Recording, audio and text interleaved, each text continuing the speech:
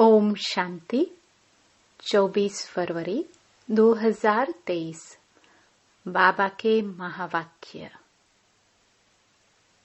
मीठे बच्चे, अभी यह तुम्हारा अंतिम जन्म है। खेल पूरा होता है, इसलिए पावन बन घर जाना है। फिर सतयुग से हिस्ट्री रिपीट होगी। प्रश्न, घर बार संभालते हुए कौन सी कमाल तुम बच्चे ही कर सकते हो? उत्तर, घर बार संभालते, पुरानी दुनिया में रहते, सभी से ममत्व मिटा देना, देह सहित जो भी पुरानी चीजें हैं उन्हें भूल जाना। यह है तुम बच्चों की कमाल। इसे ही सतो प्रधान संन्यास कहा जाता है, जो बाप ही तुम्हें सिखलाते हैं। तुम बच्चे इस अंतिम जन्म में पवित्र रहने की प्रतिज्ञा करते हो। फिर 21 जन्म के लिए यह पवित्रता कायम हो जाती है। ऐसे कमाल और कोई कर नहीं सकता। गीत, तुम ही हो माता पिता। ओम शांति। बच्चों को ओम शांति का अर्थ बिल्कुल सहज समझाया जाता है। हर एक बात सहज है। सहज राजाई प्राप्त करते हैं। कहाँ के लिए? सतयुग के लिए। उनको जीवन मुक्ति कहा जाता है। वहाँ रावण के यह भूत होते नहीं। कोई को क्रोध आता है तो कहा जाता है, तुम्हारे में यह भूत है। अच्छा, बच्चों को समझाया है ओम का अर्थ है मैं आत्मा, फिर मेरा शरीर। हर एक के शरीर रूपी रथ में आत्मा रथी बैठी हुई है। आत्मा की ताकत से यह रथ चलता है। आत्मा को यह शरीर घड़ी घड़ी लेना और छोड़ना पड़ता है। यह तो बच्चे जानते हैं। भारत अभी दुखधाम है। आधा कल्प पहले सुखधाम था। ऑलमाइटी गवर्नमेंट थी, क्योंकि ऑलमाइटी अथॉरिटी ने भारत में देवताओं के राज्य की स्थापना की। वहां एक धर्म था। आज से 5000 वर्ष पहले बरोबर लक्ष्मी नारायण का राज्य था। वह राज्य स्थापन करने वाला जरूर बाप होगा। बाप से उनको वर्षा मिला हुआ है। उन्हों की आत्मा ने 84 जन्मों का चक्कर लगाया है। भारतवासी ही इन वर्णों में आते हैं। अभी हैं शूद्र वर्ण में। शूद्र वर्ण के बाद सर्वोत्तम ब्राह्मण वर्ण आता है। ब्राह्मण वर्ण माना ब्रह्मा के मुख वंशावली है। प्रजापिता ब्रह्मा के जरूर एडॉप्टेड बच्चे होंगे। बच्चे जानते हैं कि भारत पूज्य था, अब पुजारी है। बाप तो सदैव पूज्य है। वह आते जरूर हैं पतितों को पावन बनाने। सतयुग है पावन दुनिया। सतयुग में पतित पावनी गंगा यह नाम ही नहीं होगा, क्योंकि वह है ही पावन दुनिया। सभी पुण्य आत्माएं हैं, नो पापात्मा। कलयुग में फिर नो पुण्य आत्मा। सब पाप आत्मा आत्माएं हैं। पुण्य आत्मा पवित्र को कहा जाता है। भारत में ही बहुत दान पुण्य करते हैं। इस समय जब बाप आते हैं तो उनके ऊपर बलि चढ़ते हैं। सन्यासी तो घर बार छोड़ जाते हैं। यहाँ तो कहते हैं, बाबा यह सब कुछ आपका है। आपने सतयुग में हमें अथाह धन दिया था, फिर माया ने कौड़ी जैसा बना दिया है। अब यह आत्मा भी पतित हो गई है। तन मन धन सब पतित है। आत्मा पहले पहले पवित्र रहती है, फिर पाठ बजाते बजाते पतित बन जाती है। गोल्डन, सिल्वर, इन स्टेजेस में मनुष्य को आना है जरूर। सारा चक्कर लगाकर पिछाड़ी में तमो प्रधान झूठा जेवर बनना है। सब आत्माएं ईश्वर के लिए झूठ बोलती रहती हैं, क्योंकि उनको सिखाया गया है ईश्वर सर्वव्यापी है। गाते भी हैं, तुम मात पिता। लक्ष्मी नारायण के आगे भी जाकर ये महिमा करते हैं, परंतु उनको तो अपना एक बच्चा एक बच्ची होता है। जैसा सुख राजा रानी को, वैसा सुख बच्चों को रहता है। सबको सुख घनेरे हैं। अभी तो वह 84वें अंतिम जन्म में है। दुख घनेरे हैं। बाप कहते हैं, अब फिर से तुमको राजयोग सिखलाता हूँ। बच्चों को समझाया है कि इस रथ में रथी आत्मा बैठा हुआ है। यह रथी पहले 16 कला संपूर्ण था, अब 9 कला। कहते भी हैं, मुझ निर्गुण हारे में अब कोई गुण नाही। आपे ही तरस परोई, अर्थात रहम करो। कोई में भी गुण नहीं है। बिल्कुल दुखी पतित हैं। तब तो गंगा में पावन होने जाते हैं, सतयुग में नहीं जाते। नदी तो वही है ना। बाकी हाँ, ऐसे कहेंगे इस समय हर चीज तमो प्रधान है। सतयुग में नदियां भी बड़ी साफ स्वच्छ होंगी। नदियों में किचड़ा कुछ भी नहीं पड़ता। यहाँ तो देखो किचड़ा पड़ता रहता है। सागर में सारा गंद जाता है। सतयुग में ऐसे हो नहीं सकता। लॉ नहीं है। सब चीजें पवित्र रहती हैं। तो बाप समझाते हैं, अभी सबका यह अंतिम जन्म है। खेल पूरा होता है। इस खेल की लिमिट ही है 5000 वर्ष। यह निराकार शिव बाबा समझाते हैं। वह है निराकार, सबसे ऊंच परम धाम में रहने वाला। परम धाम से तो हम सब आए हैं। अभी कलयुग अंत में ड्रामा पूरा हो, फिर से हिस्ट्री ज्योग्राफी रिपीट होती है। मनुष्य जो भी गीता आदि शास्त्र पढ़ते आए हैं, वह बनते हैं द्वापर में। यह ज्ञान तो प्राय लोप हो जाता है। कोई राजयोग सिखला ना सके। उन्हों के यादगार लिए पुस्तक बनाते हैं। वह खुद तो पुनर्जन्म में आने लगे। उनके यादगार पुस्तक रहने लगे। अब देवी देवता धर्म की स्थापना होती है संगम पर।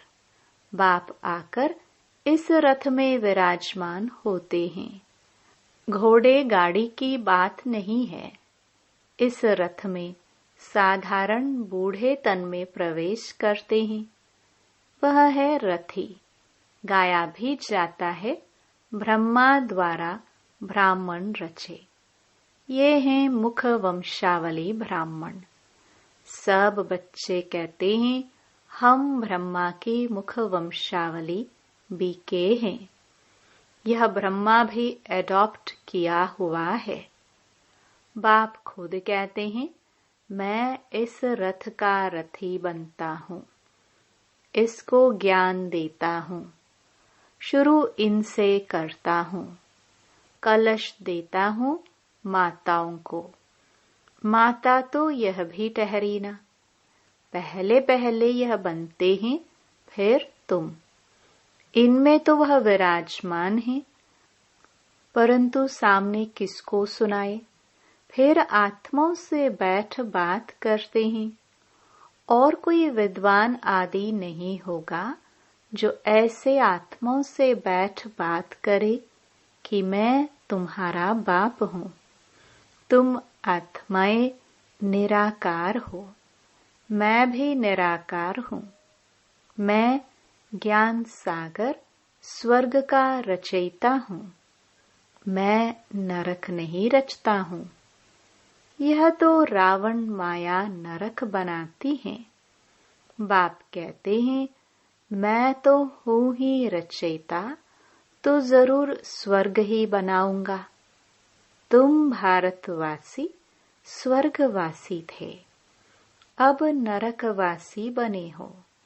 नरकवासी बनाया रावण ने, क्योंकि आत्मा रावण की मत पर चलती है। इस समय तुम आत्माएं राम, शिव बाबा, श्री श्री की श्रीमत पर चलते हो। बाप समझाते हैं अब सबका पाठ पूरा हुआ है, सब आत्माएं इकट्ठी होंगी। जब सब आ जाएंगे तब फिर जाना शुरू होगा, फिर विनाश शुरू हो जाएगा। भारत में अब अनेक धर्म हैं, सिर्फ एक आदि सनातन देवी देवता धर्म है नहीं। कोई भी अपने को देवता नहीं कहते। देवताओं की महिमा भी गाई है, सर्वगुण संपन्न। फिर अपने को कहेंगे हम नीच पापी। जो सतो प्रधान पूज्य थे, वह तमो प्रधान पुजारी बन पड़ते हैं। द्वापर से रावण का राज्य शुरू होता है। राम राज्य है ब्रह्मा का दिन, रावण राज्य है ब्रह्मा की रात। अब बाप कब आए? जब ब्रह्मा की रात पूरी हो तब तो आए ना। और इसी ब्रह्मा के तन में आए तब तो ब्रह्मा से ब्राह्मण पैदा हो। उन ब्राह्मणों को राजयोग सिखलाते हैं। बाप कहते हैं जो भी आकारी व साकारी या निराकारी चित्र हो, उनको तुम्हें याद नहीं करना है। तुमको तो लक्ष्य दिया जाता है। मनुष्य तो चित्र देख याद करते हैं। बाबा कहते हैं चित्रों को देखना बंद करो। यह है भक्ति मार्ग। अभी तो तुम आत्माओं को वापस मेरे पास आना है। पापों का बोझा सिर पर बहुत है। ऐसे नहीं गर्भ जेल में हर जन्म के पाप खत्म हो जाते हैं। कुछ खत्म हो जाते हैं, कुछ रहते हैं। अब मैं पंडा बनकर आया हूँ। इस समय सब आत्माएं माया की मत पर चलती हैं। परमात्मा सर्वव्यापी कहना यह माया की मत है। कभी कहते सर्वव्यापी है, कभी कहते 24 अवतार लेते हैं। बाप कहते हैं मैं सर्वव्यापी कहाँ हूँ? मैं तो हूँ ही पतित पावन स्वर्ग का रचयिता। मेरा धंधा ही है नरक को स्वर्ग बनाना। गांधी चाहते थे राम राज्य हो, अभी कहते हैं ऑलमाइटी राज्य हो, वन रिलीजन हो। स्वर्ग में तो है ही एक धर्म, एक राज्य।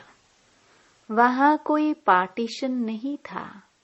बाप कहते हैं मैं यूनिवर्स का मालिक नहीं बनता हूँ, तुमको बनाता हूँ। फिर रावण आकर तुमसे राज्य छीनता है। अभी हैं सब तमो प्रधान पत्थर बुद्धि, सत्युग में है पारस बुद्धि। यह बाप समझाते हैं, रथी बैठे हैं। आत्मा ही बात करती है तो इनकी आत्मा भी सुनती है। कहते हैं बच्चे कोई भी चित्र को नहीं देखो, मामेकम याद करो, बुद्धि योग ऊपर लटकाओ। जहाँ जाना है उनको ही याद करना है। एक बाप दूसरा ना कोई, वही सच्चा पातशाह है, सच सुनाने वाला। तो तुम्हें कोई भी चित्रों का सिमरण नहीं करना है। यह शिव का जो चित्र है उनका भी ध्यान नहीं करना है, क्योंकि शिव ऐसा तो है नहीं। जैसे हम आत्मा है वैसे वह परम आत्मा है। जैसे आत्मा भ्रकटी के बीच में रहती है, वैसे बाबा भी कहते थोड़ी जगह आत्मा के बाजू में ले बैठ जाता हूँ।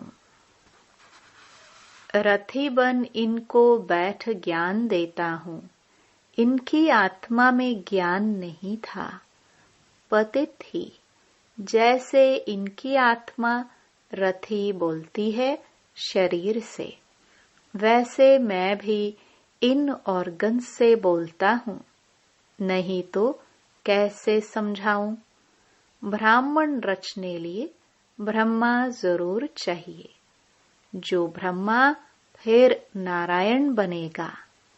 अभी तुम ब्रह्मा की औलाद हो, फिर सूर्यवंशी श्री नारायण के घराने में आ जाएंगे। बच्चों को समझाया है, यह शास्त्र आदि सब भक्ति मार्ग के हैं, फिर भी यही बनेंगे। जो पढ़ते पढ़ते तमो प्रधान बन जाते हैं। सतयुग से त्रेता हुआ, त्रेता से द्वापर कलयुग हुआ। पतित बने तब तो पतित पावन आकर पावन बनाएंगे ना। शास्त्र किसको पावन बना ना सके। अभी तो बिल्कुल ही कंगाल बन पड़े हैं, लड़ते झगड़ते रहते हैं। बंदर से भी बदतर हैं। बंदर में 5 विकार बहुत कड़े होते हैं। देह अहंकार भी बंदर जैसा और कोई में नहीं होता है। काम, क्रोध, लोभ, मोह सब विकार बंदर में ऐसे होते हैं, बात मत पूछो। बच्चा मरेगा तो उनकी हड्डियों को भी छोड़ेंगे नहीं। मनुष्य भी आजकल ऐसे हैं। आज मरा तो 6-8 मास रोते रहेंगे। सतयुग में तो अकाले मृत्यु होता नहीं, न कोई रोते पीटते, वहां कोई शैतान होते नहीं। बाप इस समय बच्चों से बात कर रहे हैं। भल घर बार भी संभालो, उसमें रहते हुए ऐसे कमाल कर दिखाओ जो सन्यासी कर न सके। यह सतो प्रधान सन्यास परमात्मा ही सिखलाते हैं। कहते हैं यह पुरानी दुनिया अब खत्म होती है, इसलिए इनसे ममत्व मिटाओ। सबको वापस आना है। देह सहित जो भी पुरानी चीजें हैं उनको भूल जाओ। यह 5 विकार मुझे दे दो। अगर अपवित्र बनेंगे तो पवित्र दुनिया में आ नहीं सकेंगे। बाप से प्रतिज्ञा करो इस अंतिम जन्म के लिए, फिर तो पवित्रता कायम हो ही जाएगी। 63 जन्म तुम विकारों में गोते खाकर एकदम गंदे बन पड़े हो। अपने धर्म कर्म को भूल गए हो। हिंदू धर्म कहते रहते हो। बाप कहते हैं तुम तो बेसमझ बन गए हो। क्यों नहीं समझते हो? भारत स्वर्ग था, हम ही देवता थे। मैंने तुमको राजयोग सिखाया। तुम फिर कहते हो श्री कृष्ण सभी का बाप, स्वर्ग का रचयिता है। बाप तो निराकार सब आत्माओं का बाप है।